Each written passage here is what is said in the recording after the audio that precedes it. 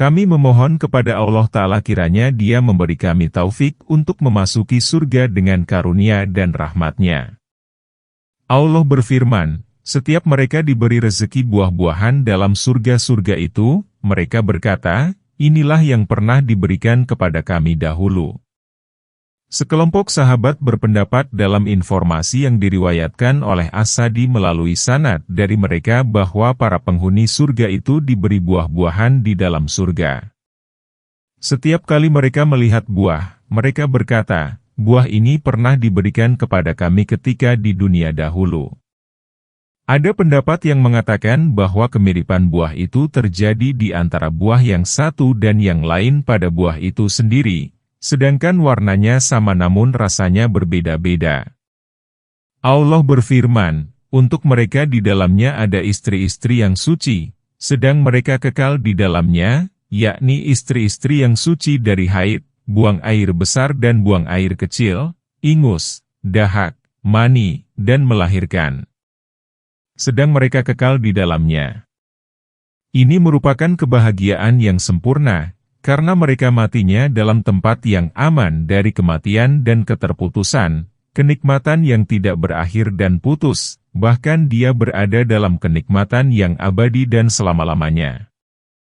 Hanya kepada Allah lah tempat meminta agar kiranya Dia menyatukan kami ke dalam kelompok mereka. Sesungguhnya Dia Maha Dermawan lagi Maha Pemurah. Sesungguhnya Allah tiada segan membuat perumpamaan berupa nyamuk atau yang lebih rendah dari itu. Adapun orang-orang yang beriman, maka mereka yakin bahwa perumpamaan itu benar dari Tuhan mereka, tetapi mereka yang kafir mengatakan, apakah maksud Allah menjadikan ini untuk perumpamaan? Dengan perumpamaan itu banyak orang yang disesatkan Allah, dan dengan perumpamaan itu banyak pula orang yang diberinya petunjuk. Dan tidak ada yang disesatkan dengannya kecuali orang-orang fasik, ayat 26.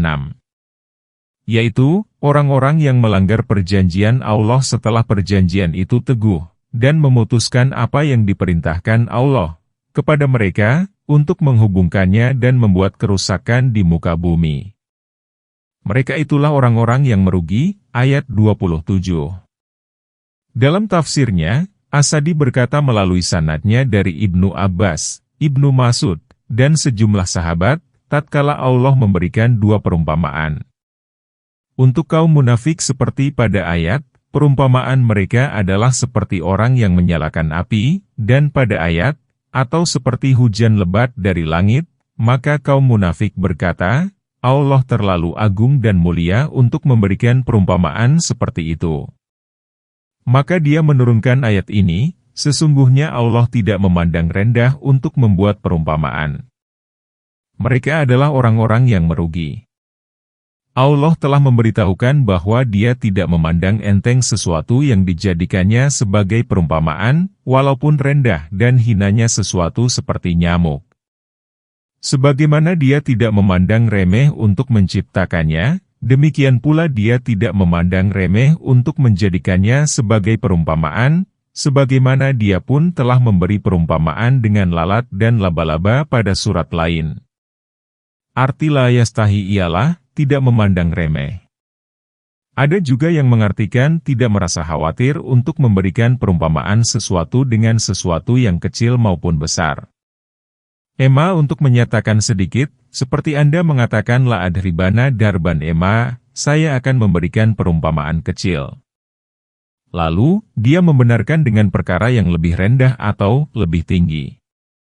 Artinya, dengan perkara yang lebih kecil dan sepele, seperti halnya bila seseorang disifati kikir dan bakhil, lalu si penyimak mengatakan, ya, padahal orang tadi lebih kikir dan bakhil dari itu.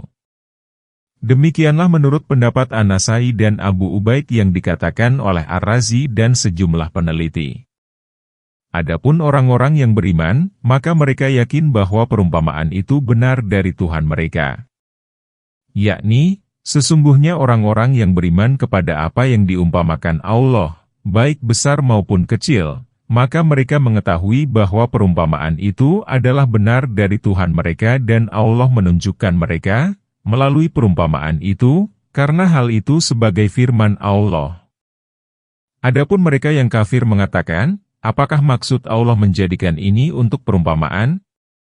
Mereka menyepelekan perumpamaan itu sebagai kesesatan mereka, sebagaimana Allah berfirman dalam surat Al-Muddatsir, dan tiada kami jadikan penjaga neraka itu melainkan dari malaikat, dan tidaklah kami menjadikan bilangan mereka itu melainkan untuk menjadi cobaan bagi orang-orang kafir, supaya orang-orang yang diberi Alkitab menjadi yakin dan supaya orang-orang yang beriman bertambah imannya serta supaya orang-orang yang diberi Alkitab dan orang-orang mukmin tidak ragu-ragu dan supaya orang-orang yang di dalam hatinya ada penyakit dan orang-orang kafir mengatakan, apakah yang dikehendaki Allah dengan bilangan ini sebagai suatu perumpamaan? Demikianlah Allah membiarkan sesat orang-orang yang dikehendakinya dan memberi petunjuk kepada siapa yang dikehendakinya. Dan tidak ada yang mengetahui tentara Tuhanmu melainkan Dia sendiri. Surat Al-Muddatsir, ayat 31. Demikian pula Allah berfirman dalam surat Al-Baqarah, dengan perumpamaan itu banyak orang yang disesatkan Allah, dan dengan perumpamaan itu banyak pula orang yang diberinya petunjuk. Dan tidak ada yang disesatkan dengannya kecuali orang-orang fasik. As-Sadi berkata dalam tafsirnya dari Abu Malik, dari Ibnu Abbas, dari Murrah, dari Ibnu Mas'ud, dan dari sejumlah sahabat bahwa yang dimaksud dengan perumpamaan itu Dia menyesatkan banyak orang, yakni kaum munafik, dan dengan perumpamaan itu Dia menunjukkan banyak orang, yakni kaum mukmin. Maka kaum munafik semakin bertambah sesat karena mereka mendustakan perumpamaan yang telah diberikan Allah yang telah diketahuinya dengan benar dan yakin serta pada perumpamaan yang telah disetujuinya tatkala diberikan. Itulah penyesatan Allah dengan perumpamaan kepada kaum munafik dan penunjukan Allah dengan perumpamaan kepada orang-orang yang beriman dan membenarkan sehingga bertambahlah keimanan dan petunjuknya kepada petunjuk yang sudah ada karena mereka membenarkan apa yang telah mereka ketahui dengan benar dan yakin. Dia menyepakati tatkala Allah memberikan perumpamaan dan mengakuinya. Itulah hidayah dari Allah. Dan tidak ada yang disesatkan dengannya kecuali orang-orang fasik. Secara bahasa, fasik berarti orang yang keluar dari ketaatan. Orang Arab mengatakan fasakat insinyurut haba, jika isi kurma keluar dari kulitnya. Jadi orang fasik itu mencakup orang kafir dan orang durhaka. Namun, kefasikan yang ada pada orang kafir tentulah lebih hebat dan lebih keji. Yang dimaksud dengan fasik pada ayat itu ialah orang yang kafir, wallahu alam, dengan alasan karena dia menyifati mereka dengan orang-orang yang melanggar janji Allah setelah janji itu teguh, memutuskan apa yang diperintahkan Allah untuk disambungkan, dan membuat kerusakan di muka bumi. Mereka itulah orang-orang yang merugi.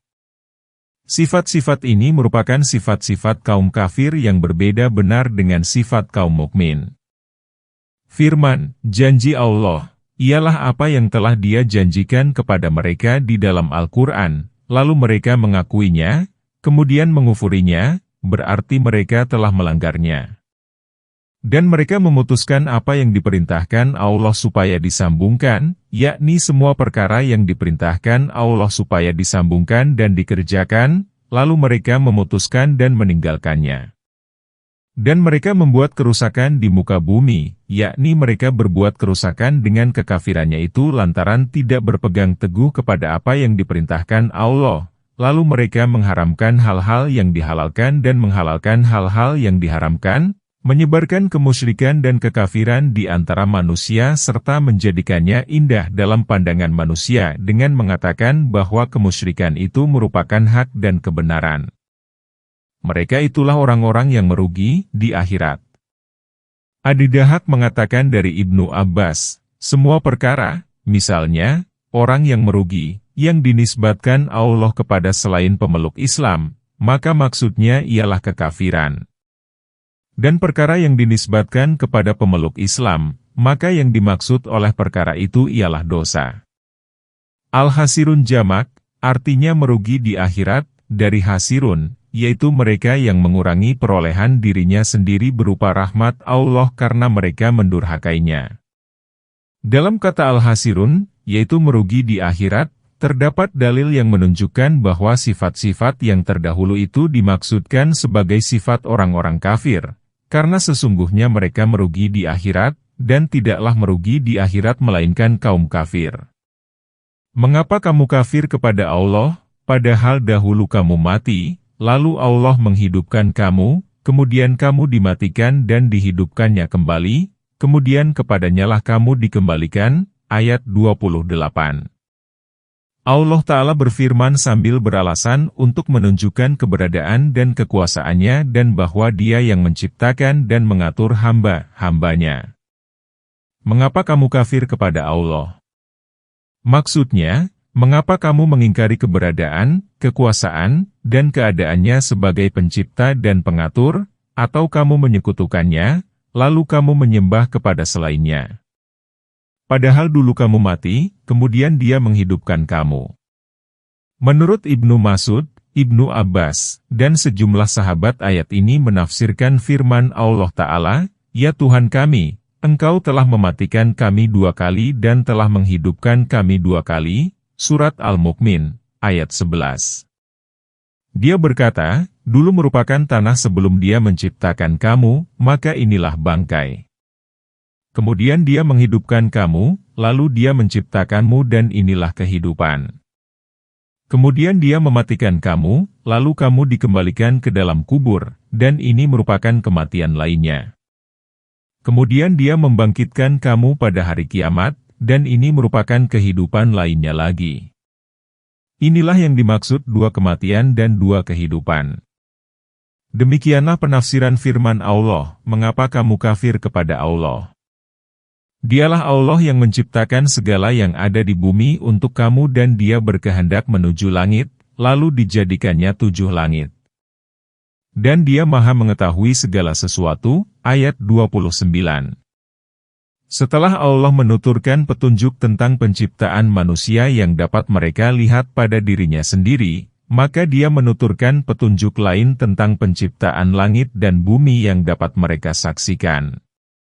Mujahid berkata, Allah menciptakan bumi sebelum langit. Setelah Dia menciptakan bumi, maka membumbunglah asap, dengan izin Allah, dari bumi.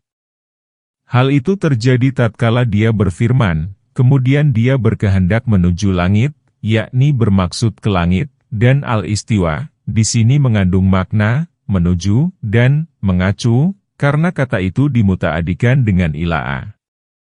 Terjadi ikhtilaf, perbedaan, di antara mufasir ihwal penciptaan bumi sebelum langit atau langit sebelum bumi. Masing-masing pihak memiliki alasan. Namun hujah, alasan para penafsir yang berpendapat bahwa bumi diciptakan sebelum langit adalah lebih kuat karena firman Allah, Dialah Allah yang menciptakan segala yang ada di bumi untuk kamu, dan Dia berkehendak menuju langit. Kata, kemudian, menunjukkan urutan kejadian. Yakni, Allah menciptakan bumi dan segala perkara yang ada di dalamnya, kemudian setelah itu Dia menuju ke langit, lalu menjadikannya 7 langit. Adapun alasan mufasir yang mengatakan bahwa langit diciptakan sebelum bumi adalah firman Allah, apakah kamu yang lebih sulit penciptaannya ataukah langit? Allah telah membangunnya, Dia meninggikan bangunannya lalu menyempurnakannya, dan Dia menjadikan malamnya gelap gulita, dan menjadikan siangnya terang benderang. Dan bumi sesudah itu dihamparkannya. Ia memancarkan darinya mata airnya, dan menumbuhkan tumbuh-tumbuhannya. Dan gunung-gunung dipancangkannya dengan teguh. An-Nazi'at, ayat 27-32. Pendapat ini dikutip oleh Ibnu Jarir dari Qatadah, namun pendapat ini yakni penciptaan langit lebih dahulu daripada bumi tidak sahih. Pendapat yang sahih adalah sebaliknya, yaitu bumi diciptakan lebih dahulu daripada langit. Dalam Syahih Al-Bukhari dikatakan bahwa Ibnu Abbas sendiri pernah ditanya mengenai hal ini. Maka dia menjawab bahwa bumi diciptakan lebih dahulu daripada langit dan sebenarnya bumi itu dihamparkan setelah penciptaan langit. Ringkasnya bahwa ad-daha ditafsirkan dengan firman Allah, dan bumi sesudah itu dihamparkannya. Ia memancarkan darinya mata airnya, dan menumbuhkan tumbuh-tumbuhannya. Dan gunung-gunung dipancangkannya dengan teguh, jadi Ad-Dakyu dijelaskan dengan dipancarkannya air yang tersimpan di dalam bumi yang kemudian menumbuhkan berbagai jenis, sifat, warna, bentuk, dan kelompok tanaman. Dan ingatlah ketika Tuhanmu berfirman kepada para malaikat, sesungguhnya aku hendak menjadikan khalifah di bumi. Mereka berkata, mengapa engkau hendak menjadikan khalifah di bumi itu orang yang akan membuat kerusakan padanya dan menumpahkan darah? Padahal kami senantiasa bertasbih dengan memuji engkau dan mensucikan engkau. Tuhan berfirman, sesungguhnya aku mengetahui apa yang tidak kamu ketahui, ayat 30. Allah Ta'ala memberitahukan ihwal pemberian karunia kepada Bani Adam dan penghormatan kepada mereka dengan membicarakan mereka di Al-Mala'ul A'la, sebelum mereka diadakan. Maka Allah berfirman, dan ingatlah ketika Tuhanmu berfirman kepada para malaikat. Maksudnya, hai Muhammad, ceritakanlah hal itu kepada kaummu. Sesungguhnya aku hendak menjadikan khalifah di bumi. Yakni, suatu kaum yang akan menggantikan satu sama lain, kurun demi kurun, dan generasi demi generasi, sebagaimana Allah Ta'ala berfirman, Dialah yang menjadikan kamu sebagai khalifah di bumi.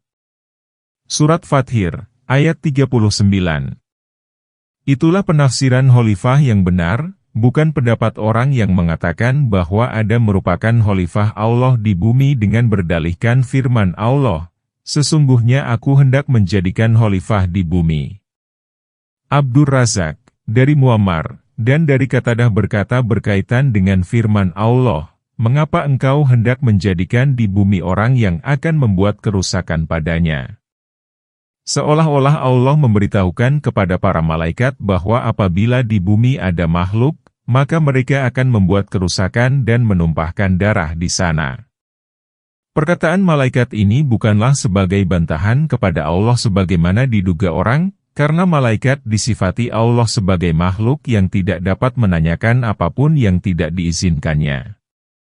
Ibnu Juraij berkata bahwa sesungguhnya para malaikat itu berkata menurut apa yang telah diberitahukan Allah kepadanya ihwal keadaan penciptaan Adam. Maka malaikat berkata, mengapa engkau hendak menjadikan di bumi itu orang yang akan membuat kerusakan padanya? Ibnu Jarir berkata, sebagian ulama mengatakan, sesungguhnya malaikat mengatakan hal seperti itu, karena Allah mengizinkan mereka untuk bertanya ihwal hal itu setelah diberitahukan kepada mereka bahwa khalifah itu terdiri atas keturunan Adam. Mereka berkata, mengapa engkau hendak menjadikan orang yang akan membuat kerusakan padanya? Sesungguhnya mereka bermaksud mengatakan bahwa di antara keturunan Adam itu ada yang melakukan kerusakan. Pertanyaan itu bersifat meminta informasi dan mencari tahu ihwal hikmah. Maka Allah berfirman sebagai jawaban atas mereka, Allah berkata, sesungguhnya aku mengetahui apa yang tidak kamu ketahui, yakni aku mengetahui kemaslahatan yang baik dalam penciptaan spesies yang suka melakukan kerusakan seperti yang kamu sebutkan, dan kemaslahatan itu tidak kamu ketahui, karena aku akan menjadikan di antara mereka para nabi, rasul, orang-orang saleh, dan para wali. Insya Allah, saya akan mengemukakan pendapat Ibnu Mas'ud, Ibnu Abbas, dan beberapa sahabat dan tabi'in tentang hikmah yang terkandung dalam firman Allah, sesungguhnya aku mengetahui apa yang tidak kamu ketahui. Dan dia mengajarkan kepada Adam nama-nama, benda-benda, seluruhnya, kemudian mengemukakannya kepada para malaikat, lalu berfirman, sebutkanlah kepadaku nama benda-benda itu, jika kamu memang orang-orang yang benar. Ayat 31. Mereka menjawab, Maha suci engkau, tidak ada yang kami ketahui selain dari apa yang engkau ajarkan kepada kami, sesungguhnya engkaulah yang maha mengetahui lagi maha bijaksana. Ayat 32. Allah berfirman, Hai Adam, beritahukanlah kepada mereka nama-nama benda ini. Maka setelah diberitahukannya kepada mereka nama-nama benda itu, Allah berfirman, bukankah sudah kukatakan kepadamu, bahwa sesungguhnya aku mengetahui rahasia langit dan bumi dan mengetahui apa yang kamu lahirkan dan apa yang kamu sembunyikan? Ayat 33. Ini adalah makom di mana Allah menceritakan Adam dan memuliakannya atas malaikat karena dia mengajarinya sesuatu yang tidak diajarkan kepada malaikat. Allah berfirman, dan dia mengajarkan kepada Adam nama-nama, benda, seluruhnya, maksudnya, nama-nama seluruh makhluk, baik yang besar maupun yang kecil. Hal ini pun ditegaskan oleh hadis tentang syafaatul uzma.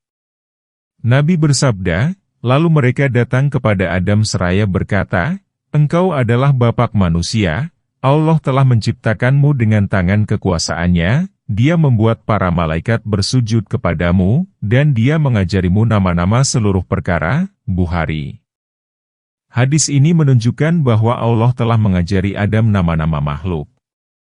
Oleh karena itu, Dia berfirman, kemudian Dia mengemukakan nama-nama itu kepada para malaikat.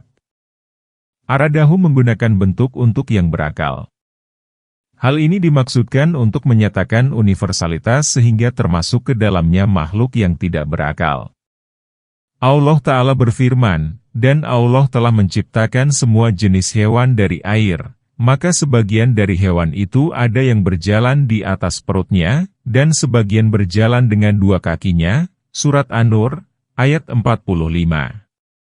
As-Sadi berkata dalam tafsirnya dari Abu Malik, dari Abu Shalih, dari Ibnu Abbas, dari Murrah, dari Ibnu Mas'ud, dari sekelompok sahabat, dan dia mengajarkan kepada Adam nama-nama, benda, seluruhnya, kemudian mengemukakannya kepada para malaikat, yakni menyodorkan benda-benda itu kepada para malaikat. Lalu dia berfirman, sebutkanlah kepadaku nama benda-benda itu, jika kamu orang-orang yang benar. Yakni, beritahukanlah kepadaku nama-nama makhluk yang kusodorkan kepadamu. Para malaikat menyangka bahwa Allah tidak menciptakan makhluk kecuali diri mereka yang lebih tahu daripada makhluk itu.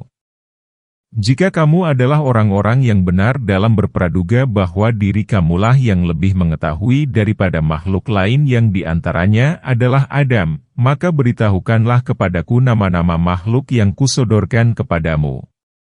Penafsiran itu dikatakan oleh Al-Hasan dan Qatadah. As-Sadi mengatakan dari Abu Shalih, dari Ibnu Abbas, dari Murrah, dari Ibnu Mas'ud, dari sekelompok sahabat, jika kamu orang-orang yang benar, bahwa seluruh keturunan Adam itu akan membuat kerusakan di bumi dan akan menumpahkan darah. Ibnu Jarir berkata dari Ibnu Abbas menyangkut makna ayat ini, apakah engkau akan menjadikan di bumi ini orang selain kami atau bukan dari golongan kami yang akan membuat kerusakan padanya dan menumpahkan darah? Padahal, kami senantiasa bertasbih dengan memujimu dan mensucikanmu.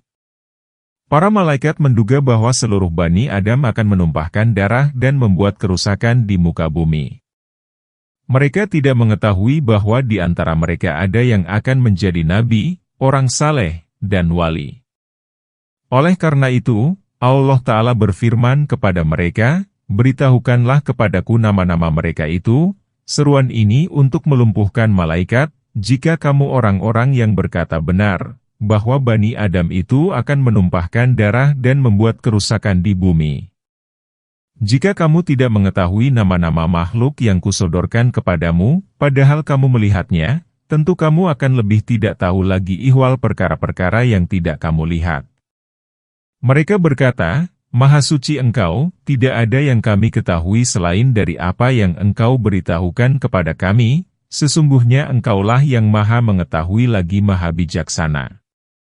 Maksudnya, Maha mengetahui atas segala sesuatu lagi Maha bijaksana dalam penciptaanmu, persoalanmu, pengajaranmu ihwal perkara yang kau kehendaki dan tiadanya engkau mengajarkan sesuatu yang tidak kau kehendaki.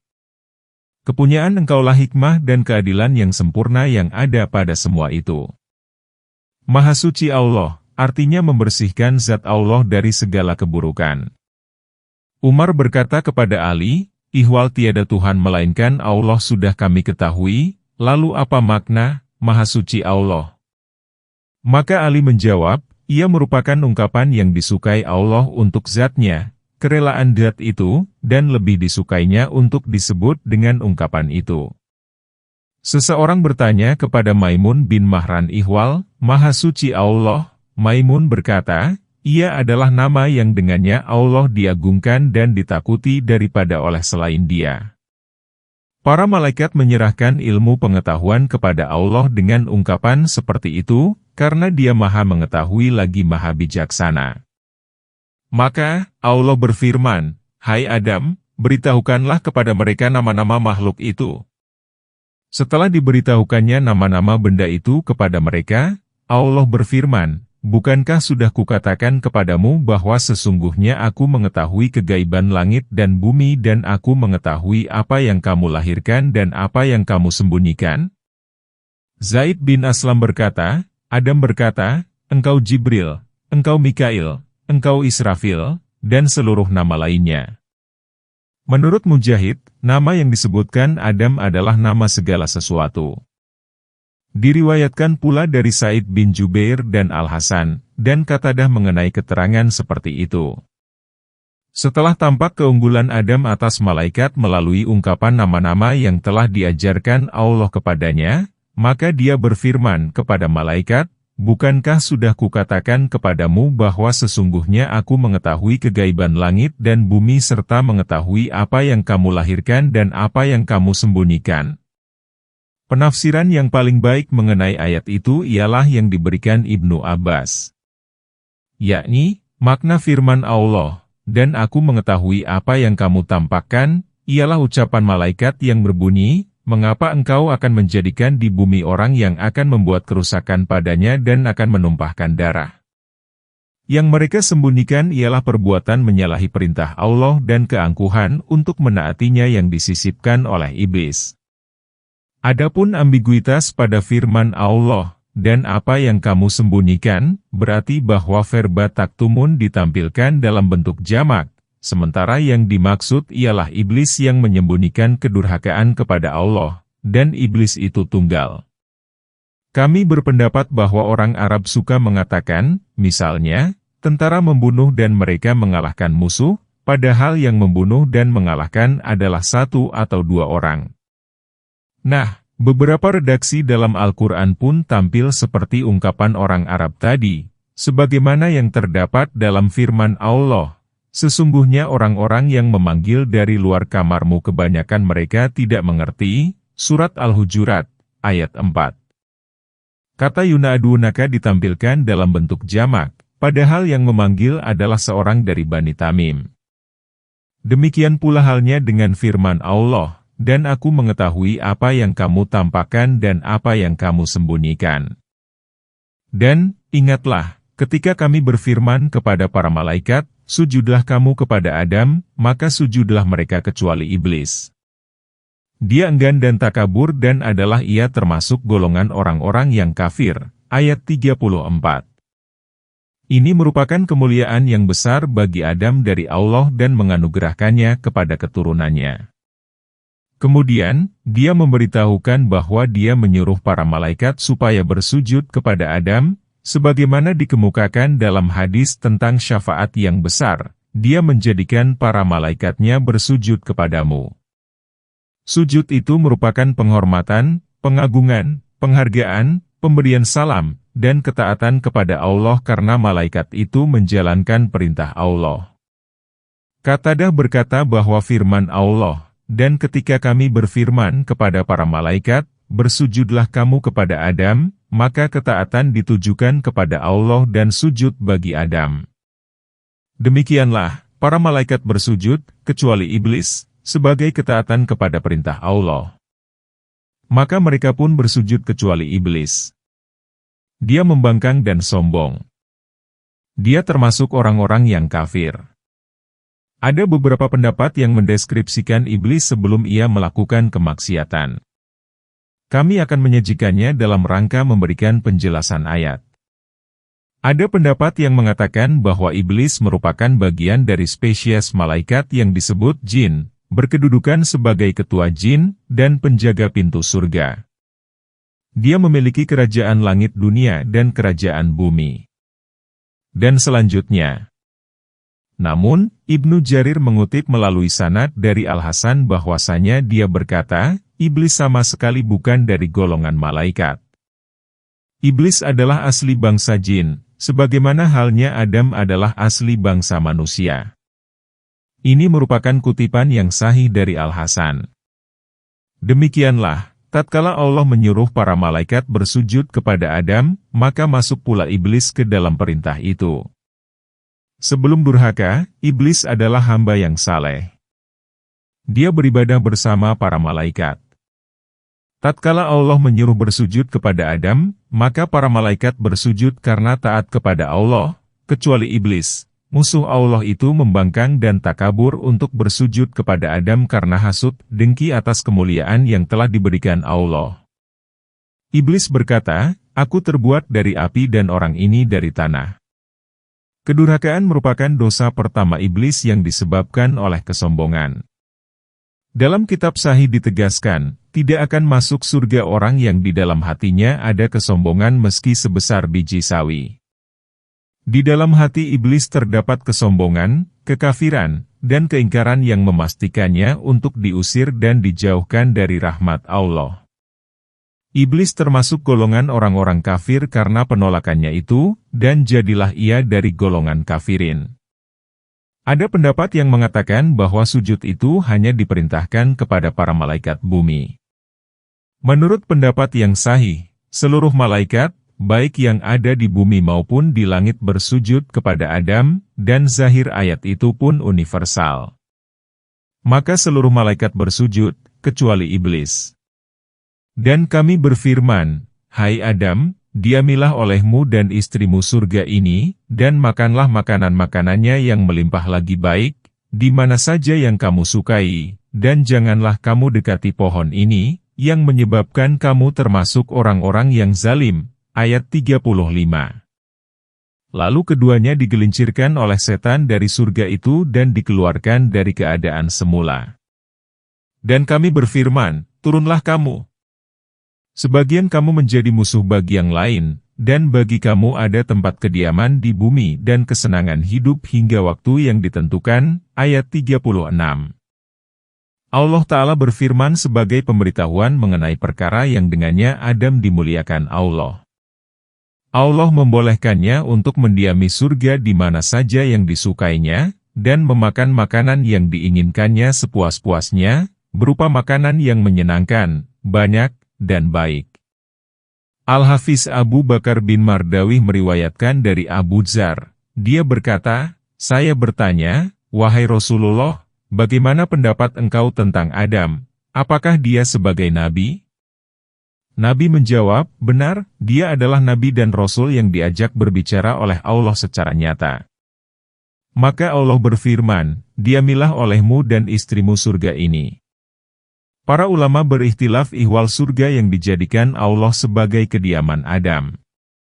Apakah surga itu berada di langit ataukah di bumi? Mayoritas ulama mengatakan bahwa surga itu berada di langit. Kaum Mu'tazilah dan Qadariyah mengatakan bahwa surga itu berada di bumi. Penjelasan mengenai hal itu, insya Allah akan dikemukakan dalam penafsiran surat Al-Ra'af. Redaksi ayat ini menunjukkan bahwa Hawa diciptakan sebelum Adam masuk surga, sebagaimana hal itu pun dijelaskan oleh Muhammad bin Ishaq. Ada pula pendapat yang mengatakan bahwa penciptaan Hawa itu terjadi setelah Adam masuk surga, seperti yang ditegaskan oleh As-Sadi dalam kabar yang diceritakannya dari Abu Malik, dari Abu Shalih, dari Ibnu Abbas, dari Murrah, dari Ibnu Mas'ud, dan dari sejumlah sahabat. Pendapatnya itu dapat disimpulkan demikian, bahwa Adam berjalan sendirian di surga. Dia tidak memiliki pasangan. Dia tertidur, kemudian bangun dan di dekat kepalanya ada seorang wanita yang diciptakan Allah dari tulang rusuknya. Kemudian Adam bertanya kepadanya, siapa kamu? Dia menjawab, saya perempuan. Adam bertanya, mengapa kamu diciptakan? Ia menjawab, supaya kamu merasa tenteram kepadaku. Maka para malaikat bertanya kepada Adam sambil menyelidiki sejauh mana pengetahuannya, hai Adam siapa namanya? Adam menjawab, Hawa. Malaikat bertanya lagi, mengapa Hawa? Adam menjawab, karena dia diciptakan dari sesuatu yang hidup, hayyun. Adapun firman Allah, dan janganlah kamu mendekati pohon ini, adalah pemberitahuan dari Allah Ta'ala dan ujian bagi Adam. Para ulama bersilang pendapat mengenai nama pohon itu. Ada yang mengatakan ia merupakan pohon kemuliaan, ada lagi yang mengatakan pohon gandum, ada pula yang mengatakan pohon tin, ada yang mengatakan pohon sumbulah, dan ada yang mengatakannya pohon kurma. Yang benar ialah suatu pohon di surga. Al-Quran dan Sunnah tidak menyebutkan nama jenisnya. Mengetahui namanya tiadalah bermanfaat, dan tidak mengetahui pohon itu tidaklah merugikan. Demikianlah kesimpulan yang dikemukakan Ibnu Jarir. Demikian pula Ar-Razi membenarkan tafsir ayat itu dibiarkan samar. Firman Allah Ta'ala, lalu keduanya digelincirkan oleh setan dari surga, yakni disebabkan keduanya memakan buah dari pohon itu sehingga keduanya menjadi jauh dan terjerumus ke dalam kesalahan, dan kedurhakaan terhadap larangan Allah. Dan keduanya dikeluarkan dari keadaan semula, yaitu keadaan berpakaian, bertempat tinggal yang menyenangkan, kesenangan, dan kenikmatan. Dan kami berfirman, turunlah kamu. Sebagian kamu menjadi musuh bagi yang lain, dan bagi kamu ada tempat kediaman di bumi dan kesenangan hidup hingga waktu yang ditentukan, yakni tempat tinggal rezeki dan ajal, sampai waktu yang ditentukan, lalu terjadilah kiamat. Riwayat mengenai tempat turunnya Adam, Hawa, dan setan berbeda-beda. Ada pendapat yang mengatakan bahwa Adam diturunkan di India dan diturunkan pula bersamanya Hajar Aswad. Sementara Hawa diturunkan di Jeddah, sedangkan Iblis diturunkan di Dastamaisan, dekat Bashrah. Demikianlah menurut riwayat Ibnu Abi Hatim. Abdur Razak berkata, Muammar berkata, telah menginformasikan kepadaku Auf dan sanadnya merunut sampai kepada Abu Musa, dia berkata, ketika Allah menurunkan Adam dari surga ke bumi, dia mengajarinya membuat segala hal dan membekalinya dengan buah dari surga. Jadi, buah yang Anda miliki sekarang berasal dari buah surga, namun buah ini telah berubah, sedangkan buah surga tidak berubah. Muslim dan Nasai meriwayatkan dari Abu Hurairah, dia berkata bahwa Rasulullah bersabda, hari terbaik di mana matahari terbit ialah hari Jumat. Pada hari itulah Adam diciptakan, dimasukkan ke dalam surga, dan dikeluarkan darinya. Ar-Razi berkata, ketahuilah sesungguhnya ayat itu mengandung ancaman terhadap setiap bentuk kemaksiatan. Kemudian Adam menerima beberapa kalimat dari Tuhannya, maka Allah menerima tobatnya. Sesungguhnya Allah Maha Penerima Tobat lagi Maha Penyayang, ayat 37. Ada pendapat yang mengatakan bahwa kalimat itu dijelaskan dengan firman Allah Ta'ala, keduanya berkata, ya Tuhan kami telah menzalimi diri kami sendiri, dan jika Engkau tidak mengampuni kami dan memberi rahmat kepada kami, niscaya pastilah kami termasuk orang-orang yang merugi. Surat Al-A'raf, ayat 23. Pendapat itu diriwayatkan dari Mujahid, Said bin Jubair, Abul Aliyah, Rabi bin Anas, Al-Hasan, Qatadah, Muhammad bin Ka'ab Al-Kurdi, Khalid bin Madan, Atha, Al-Khurasani, dan Abdurrahman bin Zaid bin Aslam. Sufyan Ats-Tsauri berkata dari Abdul Aziz bin Rafi yang menceritakan orang yang mendengar riwayat dari Mujahid, dari Ubaid bin Amir. Dia berkata, Adam berkata bahwa, Tuhanku, apakah kesalahan yang kulakukan itu merupakan kesalahan yang telah Engkau tetapkan bagiku sebelum Engkau menciptakanku, atau kesalahan yang disebabkan oleh diriku sendiri? Allah berfirman, itu merupakan kesalahan yang telah kutetapkan bagimu, sebelum aku menciptakanmu. Adam berkata, sebagaimana Engkau telah menetapkannya bagiku, maka hapuskanlah ia dari diriku. Ubaid berkata bahwa itulah yang dikemukakan dalam firman Allah, maka Adam menerima beberapa kalimat dari Tuhannya, maka Allah menerima tobatnya. Dari Ibnu Abbas dikatakan, bahwa Adam berkata, bukankah engkau menciptakanku dengan tangan kekuasaanmu? Kemudian dijawab, ya. Kemudian ditiupkan kepadaku dari ruhmu? Lalu dijawab, ya. Dan kau tetapkan padaku bahwa aku akan melakukan suatu perbuatan? Dijawab, ya. Adam berkata, bagaimana menurut engkau jika aku bertobat, apakah engkau akan mengembalikanku ke surga? Dijawab, ya. Demikianlah menurut riwayat Al-Aufi, Said bin Jubair, Said bin Mabad, dan diriwayatkan oleh Hakim yang dalam Mustadraknya, artinya kitab koleksi hadis yang disusun oleh Hakim Al-Naisaburi. Riwayat keterangan ini sampai kepada Ibnu Abbas.